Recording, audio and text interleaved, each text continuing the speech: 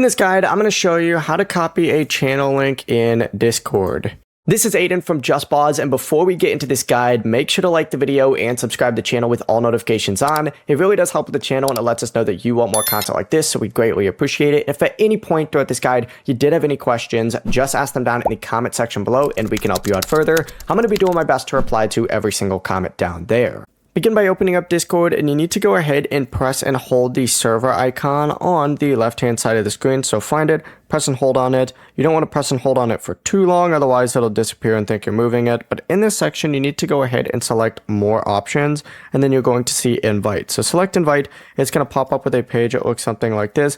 Go ahead and just hit copy link, and as soon as you do that, it'll be copied, and you can go through and you can paste it whatever or wherever you need to go ahead and do that.